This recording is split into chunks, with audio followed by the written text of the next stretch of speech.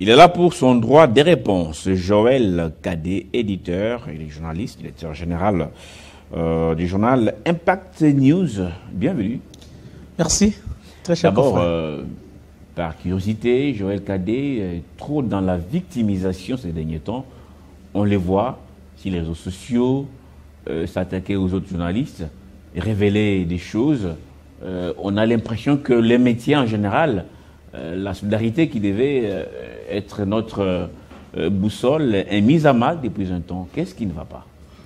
Merci, très cher confrère. En tout cas, je n'ai jamais été dans la victimisation, malheureusement. Je n'ai jamais... j'ai été ce journaliste depuis 1998. Donc j'ai 27 ans. Donc il y a des choses qui ne me sont plus permises. Donc, dans 27 ans, je n'ai jamais été ni au cachot ni en prison. Une fois, j'ai été devant la commission de discipline et d'éthique professionnelle, une leçon que j'ai tirée pour la vie, et ça m'a permis non seulement de m'assagir, mais également et surtout de monter les échelons pour occuper le poste du président du tribunal de paix, commission de discipline et d'éthique professionnelle, qui m'oblige à ce titre à respecter le code d'éthique et de déontologie qui m'astreint au devoir de solidarité envers les confrères et les consoeurs. Mais laissez-moi, avant peut-être d'aborder la question, de présenter mes condoléances, l'actualité l'oblige, à toutes les familles éplorées qui y ont été fauchées suite aux pluies diluviennes du week-end. Nous ne pouvons pas nous en passer. 23 morts le vendredi et... Bilan provisoire. Hein? Bilan provisoire et 10 le samedi, plus de 200 maisons endommagées. Au moins, nous sommes encouragés par l'initiative prise par le ministère de l'Intérieur, Sécurité, Affaires coutumières et décentralisation pour mettre en place une commission et un comité de crise en vue de relever la question, étant donné que la ville, me semble, et comme l'ont décrié ceux qui sont venus avant, depuis l'ancien vice-président, premier vice-président de l'Assemblée nationale, M. Kabound, qui avait déclaré que la ville n'est pas gouvernée. Mais on l'a confié à quelqu'un qui, à tout moment, on le voit dormir. Je crois que ces catastrophes, avec les pluies qui s'annoncent au mois d'avril, au mois de mai, je crois que notre gouverneur va se réveiller pour quand même prendre... Mais avant de revenir sur votre dossier personnel, est-ce que Bumba, que l'on a vu seul au Four et Moulin, parce que on n'a pas vu tous les gouvernements bouger, en tout cas, on a vu Bumba emprunter des moyens pas appropriés avec des canaux en panne et tout ça. Est-ce qu'il a les moyens de sa politique, d'abord Bumba, afin de faire face à une telle catastrophe naturelle? Lorsqu'il pleut, ce n'est pas lui, Bumba, qui a commandé cette pluie, c'est naturel. Il a trouvé cette capitale déjà dans cette déconfiture, avec des maisons qui ont été construites. Il ne fallait pas, je ne sais pas aujourd'hui, à qui imputer la responsabilité. Vous savez, je suis venu de Lubumbashi en 2005, 2006. C'est ma première fois de venir ici à Kinshasa. Quand vous êtes arrivé, quand je suis arrivé, vous allez constater que les communes telles que Kinshasa, Lingwala, c'était des tailles basses. Aujourd'hui, toutes ces communes-là ont des maisons en hauteur. Or, quand on construit en hauteur, on doit aller en profondeur. Et quand on va en profondeur, sans connaissance géographique, sans connaissance environnementale, sans connaissance urbanistique de la ville de Kinshasa, on casse les égouts qui conduisaient, n'est-ce pas, l'eau vers les fleuves, donc les égouts d'évacuation des eaux.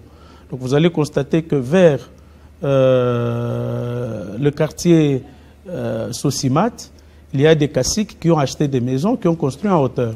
Vous allez constater que vers la gare centrale, où il y avait des plus grands égouts d'évacuation d'eau vers le fleuve, on a construit un cheval blanc qui n'a jamais été achevé donc, par Rakin.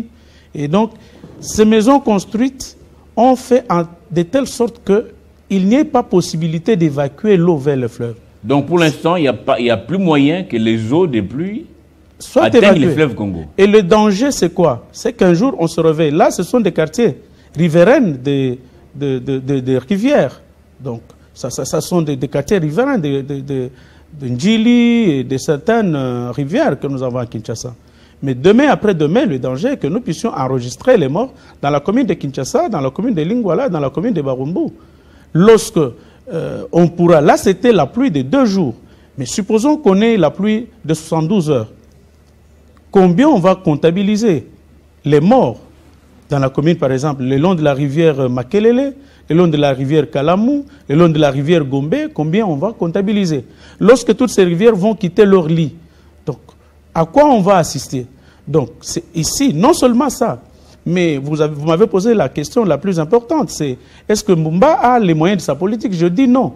Parce que, à partir de Kimbuta et de Gentini Ngobila, il y a eu des travaux dont on a dit qu'ils ont été préfinancés par certaines banques, par certains individus, les Indo-Pakistanais notamment. Mais ces gens-là perçoivent déjà les taxes. Alors, si les taxes qui devaient revenir à la ville partent déjà dans les comptes des individus qui avaient, soit dit, préfinancé les travaux, et lesquels travaux n'ont jamais fini. Notamment, vous avez quelques routes, quelques voiries urbaines, vous avez le grand marché qui n'est jamais fini jusqu'à aujourd'hui. Non, Bumba a rassuré que c'est pratiquement fini. Maintenant, là, il est question de réhabiliter et de moderniser la voirie qui entoure les grands marchés pour l'accessibilité. C'est ça le vrai problème. Ouais. Mais et les travaux sont en cours. Si je ne suis pas défenseur des Bumba, mais je constate que toute la voirie autour du grand marché est en chantier, en tout cas. Si je dois me confier à ce que l'ancien député provincial Mike Mukeba a dit, et que la ville a une dette de 87 millions de dollars américains. Contractée par qui? Par les banques, qui avaient donné des crédits. À Ngobila ou à Kimbuta? Et à Kimbuta et à Ngobila. Ngobila avait crié dernièrement. Et Ngobila a emboîté les pas. C'était le système PPRD, encadré par les amis du chef de l'État qui sont venus de l'Europe. On n'a pas vu les gens le poursuivre au niveau de l'Assemblée provinciale. Et aujourd'hui, on se pose la question. Est-ce que nous avons vraiment les assemblées délibérantes, qu'il s'agisse au niveau national ou provincial? La dernière fois, il y avait une motion contre le ministre des Infrastructures. Elle a été étouffée dans l'œuf. Et pourtant, il a fallu que le ministre Guissaro vienne expliquer l'état dans lequel se trouvent les infrastructures routières aujourd'hui. C'est dans un état délabrement très très avancé. Aujourd'hui, la commune de Barumbu est enclavée. Vous ne pouvez pas y accéder. Mais Joël, on a l'impression que tout le monde dort, pas seulement Bumba. Vous dites que lui, c'est visible sur les photos, il dort souvent. Ça, c'est vous qui le dites, en tout cas.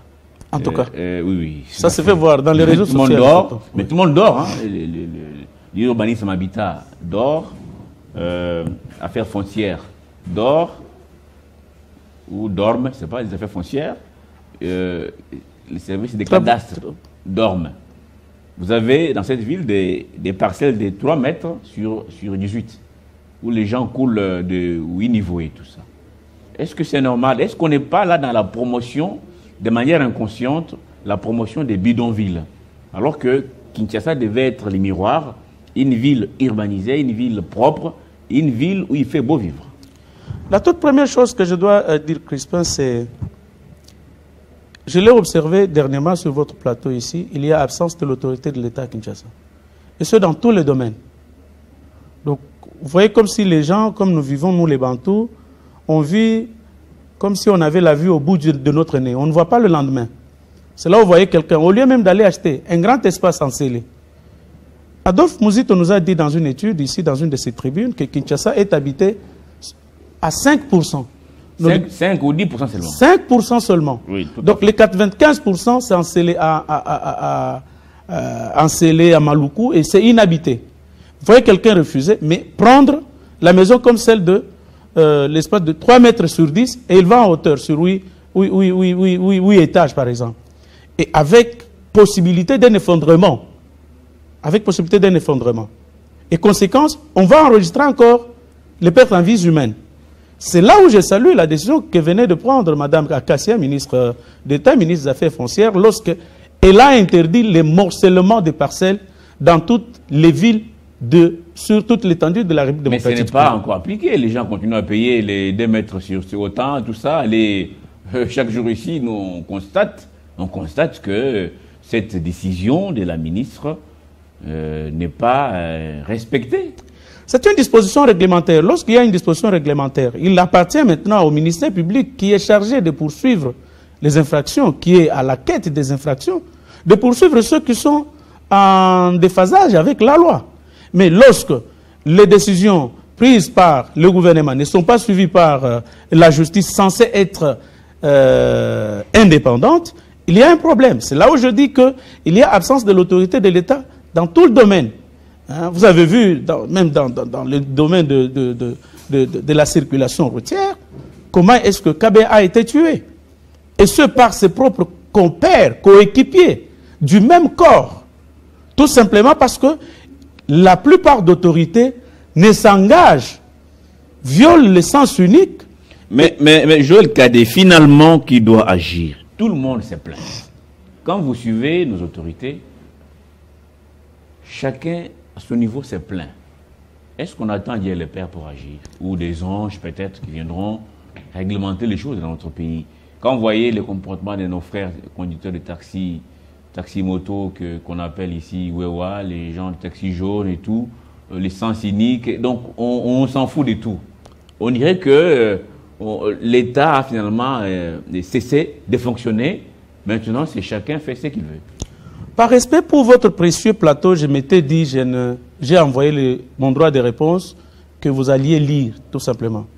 Mais Jean-David m'a dit, vous n'avez pas d'invité et qu'il fallait que je me dise, mais forcez à venir. Allez-y. Non, je sais là où je vais en venir, laissez-moi. Oui, allez-y. Alors, j'ai dit, si je prends le véhicule, je vais faire 4 heures en route. J'ai pris la moto. Mais je vous dis, depuis que je suis parti de chez moi, jusqu'ici, il y a les gers sur la route. Donc, les éléments de la garde des Républicains. Je vous dis que la circulation est fluide. J'ai dit bien la circulation est fluide. Sur une distance où j'ai fait des fois 4 heures pour arriver ici en ville, aujourd'hui, j'ai fait sur la moto. Et je vous dis, même les véhicules roulent, c'est fluide.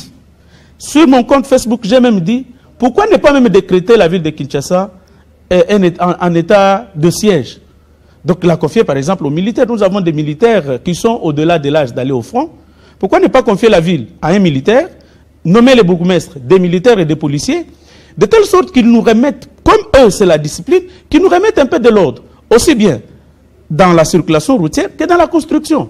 Ils peuvent procéder à la démolition de constructions anarchiques, ils peuvent procéder à organiser la circulation routière. Je vous dis que toutes les fois que le chef de l'État doit se rendre, parce que j'ai appris qu'il a une activité au niveau de la Cour de cassation, mais je vous dis, descendons avec vous, vous allez voir que la circulation... Et il va inaugurer tout à l'heure le palais de justice, nous a confié Constant Moutamba. Complètement terminé. Voilà, donc c'est justement pour vous dire qu'il y a un problème de la conscience, l'absence de la conscience collective nationale. Donc chacun cherche à gagner nous. Même les embouteillages. Les embouteillages, c'est un problème de 5 secondes. Quelqu'un refuse tout simplement de patienter. Et c'est la même chose même avec nos dirigeants. Une fois que quelqu'un accède au pouvoir, je le disais à mon voisin hier, quelqu'un accède au pouvoir, il n'avait pas de parcelle, la première chose à chercher, c'est construire, acheter une parcelle et construire. La deuxième chose, c'est faire partir ses enfants et son épouse en Europe. La troisième chose, c'est taper une concubine, les plans. Et les copines, et c'est fini. Donc les gens ne voient pas que je suis aujourd'hui, par exemple, ministre de l'enseignement primaire, secondaire et technique, je suis ministre de l'éducation nationale, que je mette en place les conditions qui feront que, même quand moi je ne serai pas là, que mes petits-enfants viennent également étudier dans les meilleures conditions que moi. Non, mais la personne va venir détruisant les conditions dans lesquelles les gens étudient. Laisse-moi faire une digression.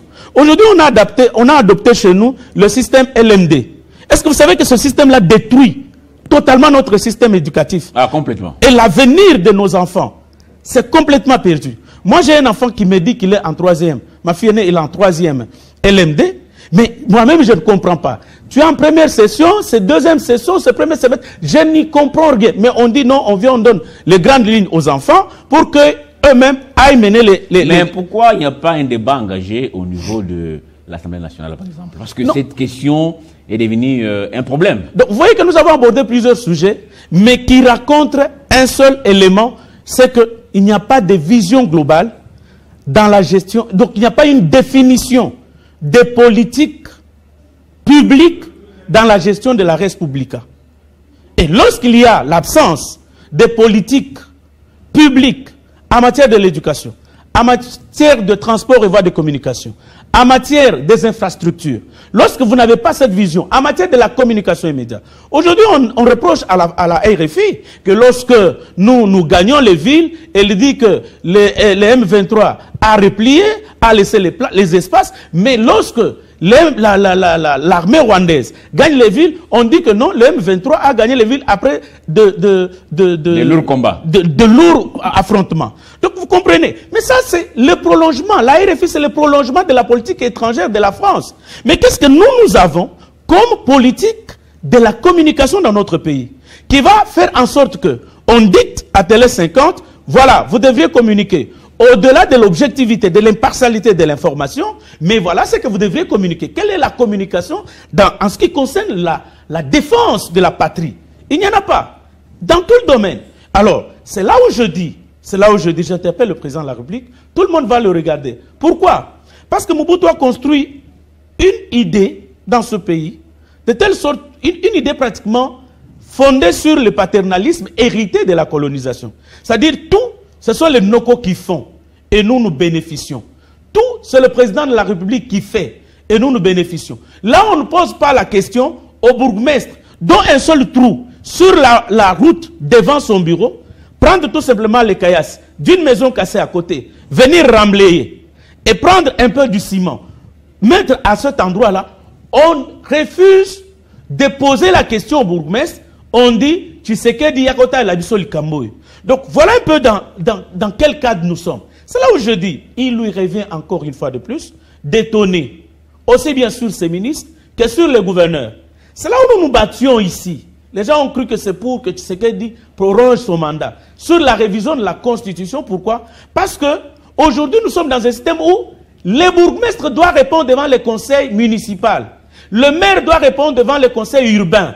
Mais aujourd'hui, on pose la question au président de la République parce qu'on ne comprend pas que notre Constitution responsabilise l'entité territoriale décentralisée, ville, commune, pour dépendre d'elle-même, disposant des taxes de son ressort. Qu'est-ce qui empêche aux conseillers communaux de contrôler les bourgmestres ou qu'est-ce qui empêche, par exemple, à la CENI d'organiser les élections des bourgmestres, de maires de la ville, des conseillers urbains et tout? Pourquoi ça traîne? Ça, ce n'est pas aussi la Constitution. C'est peut-être un manque de volonté politique. Manque de volonté, mais avec quels moyens?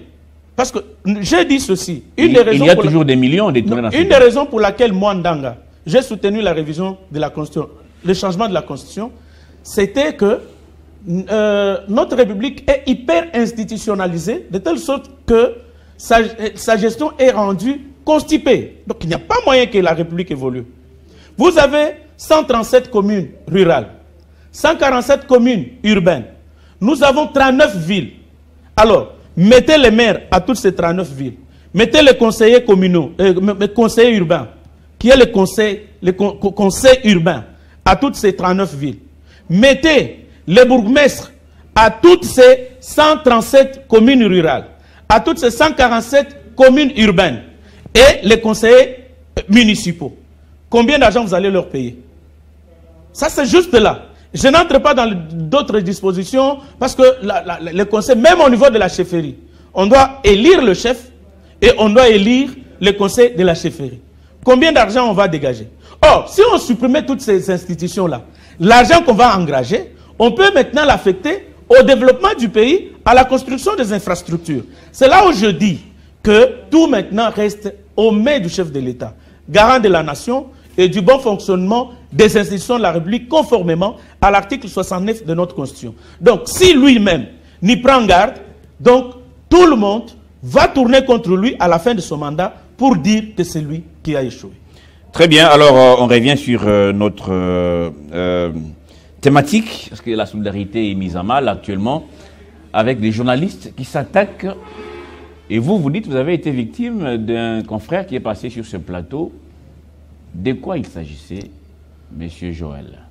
Bon, d'abord, j'ai reçu les informations relatives à certains antivaleurs entretenus au niveau du ministère de l'Industrie et du Développement des petites et moyennes entreprises, où NDG a été suspendu d'une manière irrégulière et illégale.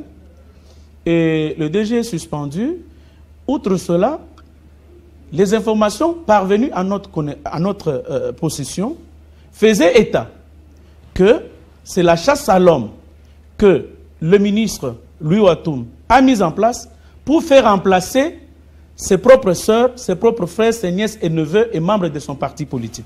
Ça, c'était vérifiable, vous, comme journaliste? Les enquêtes menées, tout était Les vrai? enquêtes menées, oui, tout était fin prêt parce que la dame nommée à une des structures, parce que quand vous allez au FPI aujourd'hui, avec la tutelle, ça ne va pas.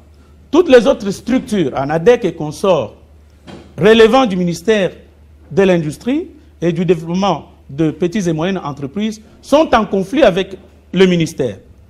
Pour quelles raisons?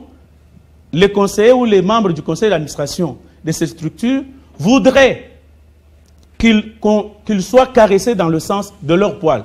Et quand les DG se soumettent à l'orthodoxie imposée par M. Jules Alinguet, IGF, donc on trouve ces DG-là comme si eux ne partagent pas et par conséquent ils doivent partir et remplacés par des gens qui soient en mesure de danser au rythme imposé par le cabinet du ministre ou par les membres du conseil d'administration. Et c'est ce que nous avons dénoncé sur un plateau. Mais alors, je vois un confrère revenir ici. Bon, il y a, vous savez, ma notoriété, ça fait que certains confrères, certains médias reprennent mes propos. J'ai vu le lendemain, beaucoup de médias relayaient l'information. Bon, j'étais heureux, je me dis, bon, ok, je pense que s'il y a droit de réponse, conformément à l'article 15 du Code de déontologie du journaliste congolais, le droit de réponse, vous ne pouvez pas rectifier une information passée sur un autre média. Mais je trouve un confrère qui arrive ici, dans une sorte de raccordement frauduleux, citer mon nom, que moi j'ai tenu des propos diffamatoires. Et alors, il n'appartient pas à un journaliste, n'est-ce pas, de qualifier les faits infractionnels. Ce sont les attributions exclusives de l'officier du ministère public, des cours et tribunaux, ou du Conseil supérieur de l'audiovisuel et de la communication. Des deux, il est interdit à un journaliste de tourner sa plume ou son micro contre un autre journaliste au nom de la solidarité qui nous caractérise. C'est là où je vous dis, vous ne m'entendrez jamais. Si je l'ai déjà fait dans le passé, c'était par ignorance. Et je m'étais repenti. Il est interdit à un journaliste de tourner sa plume, son micro contre un autre journaliste.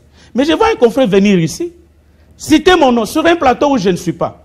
Et il est indécent, tel que nous sommes sur le plateau ici, que je commence à parler de Crispin Chibassou, par exemple.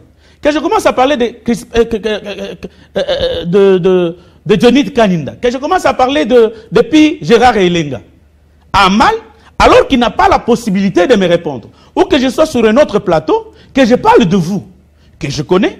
Parce que le seul endroit où on donne les conseils aux confrères, c'est dans le conseil de rédaction. Mais je reviens d'abord. On oui. vous a vu vous-même, Joël, devant votre caméra ou téléphone, par exemple, débiter des choses concernant ses confrères qui est en exil, Perrault, dire des choses, même jusqu'à dans son intimité et tout, de la famille et tout. Est-ce que ça c'est permis? C'est ce que je dis. Si je le fais dans le passé, je m'en suis repenti. Non, c'est un passé récent. C'est ce que je dis. Ouais. Si je le fais dans le passé, je m'en suis repenti. Mais ça, c'était en réaction. Il m'avait attaqué dans les réseaux sociaux et moi, je l'ai attaqué. J'ai réagi dans les réseaux sociaux. C'était pratiquement mon droit de réponse.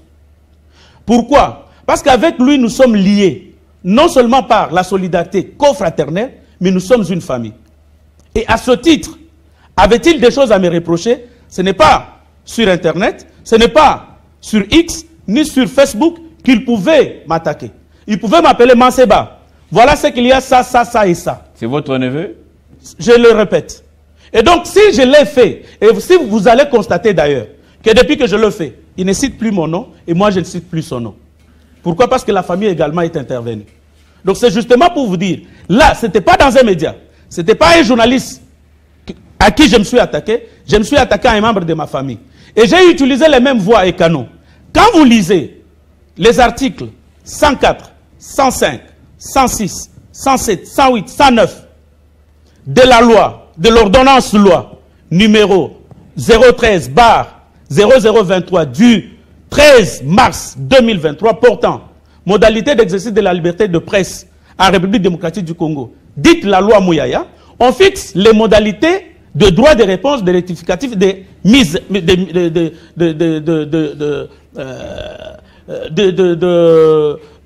une rectification, voilà, vous voulez dire. Donc, c'est prévu là, dans ces articles que je viens de citer.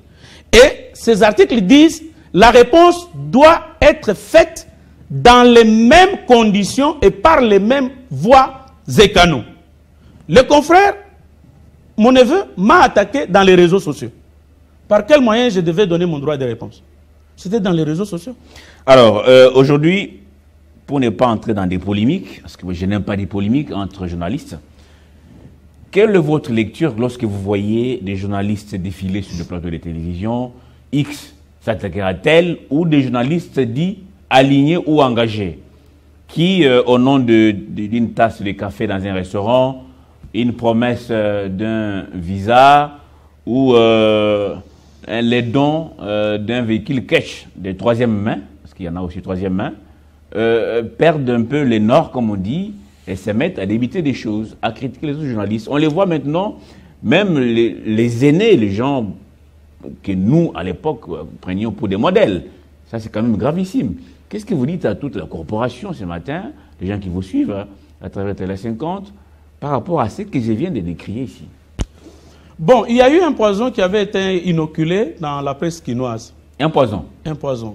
Et celui qui avait donné ce poison-là, je ne vais pas citer son nom, parce que j'en ai cité plusieurs fois, et je me disais que le jour où il va se retirer de Kinshasa, ce poison-là va partir. Il est encore à Kinshasa? Non, non. Il est parti. Il est parti. Parce que quand ce poison-là est arrivé à Kinshasa, le poison-là était arrivé à Lubumbashi, à un certain moment, qui avait traité les journalistes de Inswa, des fourmis. Il a fait en sorte que les journalistes s'entretuent entre eux, à tel point qu'on a enregistré des morts entre les journalistes. Lorsqu'il y avait à l'époque la guerre entre Muyambo et l'ancien gouverneur du Katanga. Et ce poison-là est arrivé ici à Kinshasa en 2015, avec l'événement de G7, lorsque les gens ont quitté Joseph Kabila pour créer le G7. Et quand ce poison-là est arrivé, j'avais averti que comme ce poison est arrivé à Kinshasa, vous allez voir les journalistes s'entre-attaquer entre eux. Et c'est arrivé. Et moi-même, j'en avais été victime, et j'avais même fait arrêter un confrère. Mais depuis un temps, avec la guerre de l'Est, j'apprécie des confrères comme Peter Tiani, mon ami Patrick Lokala, mon ami Eric Wemba, qui y étaient presque dans le camp de ce poison. Parce qu'ils ont traversé, qui ont compris. Oui, ils ont traversé, ou ils sont redevenus journalistes. Ils n'ont pas traversé. Milieu du village. Ils n'ont pas traversé. Vous les appréciez par rapport à quoi? Ils n'ont pas traversé. Ils ont tout simplement été désenvoûtés de ce poison. Désenvoûtés par qui? Donc, ils ont été désintoxiqués de ce poison. Par qui? En tout cas, par la profession, parce qu'il y a la conscience qui parle en eux. Ils ont la conscience professionnelle. Ce sont des grands... Peter Tiani, c'est un grand licencié qui vient de l'Institut supérieur des sciences sociales. Patrick Lokala, c'est un licencié de l'IFASIC. Donc, Eric Wemba, c'est un licencié de l'IFASIC. Donc, ce sont des gens qui, à un moment donné, ça pouvait arriver. Mais tous, face à l'agression, vous avez vu que nous sommes un. Et pour cela, moi, je les acclame. J'acclame Peter Tiani, j'acclame Patrick Lokala, j'acclame tous ceux qui ont compris que nous n'avons qu'une seule patrie, nous n'avons qu'un seul pays et nous devions nous liguer contre l'agression. Et vous avez vu, depuis qu'ils ont pris conscience, ce poison est retourné contre eux pour dire qu'ils ont été manipulés, qu'ils ont traversé. Ils n'ont pas traversé. C'est juste la conscience professionnelle qui est revenue en eux et ils doivent faire leur travail en toute indépendance. Et pour cela, moi, je les encourage. Et aussi, en plus de la conscience professionnelle, il y a la fibre patriotique qui bouge, qui ronfle en eux. Il y a la fibre patriotique qui est en train de vibrer en eux. Et quand cette fibre vous tient, vous ne pouvez pas aller au-delà. Est-ce que le métier aujourd'hui est en danger? Le métier est en danger, mais j'ai confiance que malheureusement, le métier est très très en danger. Le métier est très très en danger. Pourquoi? À cause du cadre légal qui reste non seulement obsolète, mais qui a été rendu très sévère avec la loi Mouyaya. Parce que la loi Mouyaya ne définit plus les délits de presse. La loi Mouyaya ne définit plus les infractions par voie de presse. La loi Mouyaya définit allez lire l'article 113 et 114, vous allez voir combien il y a la confusion qui a entretenu pour laisser les journalistes comme des prisonniers à ciel ouvert. J'ai fait un travail qui a porté sur la surjudicialisation des journalistes congolais. Le journaliste congolais est le seul aujourd'hui citoyen qui peut au même moment être poursuivi par la commission de discipline et d'éthique professionnelle. S'il est de l'ACP ou il est de la RTNC, être suivi par les conseils de discipline de ces deux maisons. S'il est le Conseil supérieur de l'audiovisuel de la communication, le pourchasse pour les mêmes faits, le parquet le poursuit pour le même fait, rendu cette fois-là infraction, et le tribunal au civil le poursuit pour les mêmes faits en vue des réparations, donc pour les dommages et intérêts. Donc on est vraiment en danger. Mais malheureusement, nous avons ceux qui embrassent la profession sans lire ni maîtriser certains aspects et qui facilement tombent dans ces dérives. Très bien dit. Alors merci beaucoup Joël Cadet pour toutes ces précisions. Vous voulez chuter? Vous avez 1 minute parce que là on a presque fini. Oui, 1 minute c'était pour dire. Mais dans ce que le confrère a dit, il ne m'a même pas contredit parce qu'il a confirmé que le ministre a nommé sa nièce. Quitte à sa nièce d'éprouver son expertise, son expérience. Est-ce que c'est interdit de nommer sa nièce? Ce n'est pas interdit. Mais pourquoi? Il l'a confirmé heureusement. Mais nous reviendrons. Ce qui vous fait mal, c'est le fait qu'il ait nommé sa nièce ou que sa nièce est incompétente. Non, on n'a pas parlé que de sa nièce. Je vous ai parlé qu'il y avait beaucoup d'éléments de mes gestions qui ont été relevés dans cette émission. Mais il avait fallu que le confrère rencontre tous ces éléments. Ou qu'il ait répondre sur le même plateau. Heureusement que Charles-Quin Kankou m'a dit, le conseiller du ministre l'a appelé, mais pour lui dire autre chose que c'est pourquoi il avait été cité sur le plateau de la télévision. Mais c'est à cause de Marcel Moubenga, de Pierre Rioula. Alors vous-même, en parlant de ces choses-là, du ministre, sa famille, nomination, étiez-vous engagé par un groupe d'individus ou une initiative personnelle parce que vous voulez que les choses marchent normalement? Je suis très dur envers ceux que je connais et ceux qui me sont proches. Parce qu'ils sont pratiquement l'image et le modèle de nous. Parce que moi, je me retrouve, il peut le renier, comme il a dit à son conseiller, à Charles-Quin Kankou. Moi, je l'appelle Vieux Watoum, lui Watoum. C'est un modèle de gestion. C'est un modèle. Donc, quand je l'ai vu arriver ministre, il est des personnes, comme Bienvenue Marie Bakoumania. C'est-à-dire, comme quand moi je le vois être là, donc je me dis que c'est moi. Comme Christian Bossembe, quand je le vois président du Conseil supérieur de l'audiovisuel et de la communication, je me vois là. Comme demain, vous pourriez passer dans certaines institutions. Donc je me verrai là et je serai fier. Mais si vous dérapez, en tout cas je ne me pardonnerai pas. De la même manière que je traite durement mon corps pour ne pas perdre la vie éternelle, Romains chapitre 9 verset 27, de la même manière je traite tous ceux qui sont miens. Alors si je le fais, parce que je n'ai pas accès au ministre, mon jeune frère venez. Ça, ici. Vous êtes internationaliste, vous êtes expert en communication, vous êtes juriste. Quels sont les conseils, quelles sont les orientations que vous me donnez? Je vous le donne à basse voix. Même quand nous parlons de Tshisekedi ici sur le plateau, c'est parce que nous n'avons pas accès pour aller lui donner ces conseils-là aux oreilles. C'est ainsi que nous venons ici, nous décrions sa gestion. Ce n'est pas pour dire qu'on est contre le Félix-Antoine Tshisekedi. Ce n'est pas pour dire que je n'ai aucun problème particulier avec Louis Kabamba Watoum. Aucun problème. Mais quand on parle ainsi, c'est un appel de pied. Jeune frère, viens. J'ai commis une erreur. À quel niveau, à quel niveau, à quel niveau? Parce que vous savez, quand vous êtes sur terrain, vous veniez ici de parler du sport avant que je monte sur le plateau. Mais c'est nous qui sommes à l'extérieur du stade qui voyons que non, il y a eu touche. Alors que l'arbitre qui dirige le match, il ne sait pas voir qu'il y a eu touche. C'est pourquoi aujourd'hui on a instauré les VAR pour corriger les erreurs. Mais alors, c'est moi, j'ai vu, non, il y a touche. Louis Watoum a fait une touche. Mais venez vers VAR. Joël, venez. Faites-moi voir quelle est l'erreur. Il va certainement vous recevoir, en tout cas, j'ai compris. En tout cas, Joël Cadet Ndanga, merci beaucoup. C'est passé sur Télé 50. On suivra les dossiers sur Louis Watoum et ses services pourront communiquer autrement ou apporter la lumière sur les faits que vous avez dénoncés comme journaliste et observateur. À très bientôt. Hein. À très bientôt. Confrère. Merci aussi à vous tous qui nous avez suivis de partout. Je vous reviens demain, mercredi, sur ce même plateau avec le même plaisir. Et à très vite.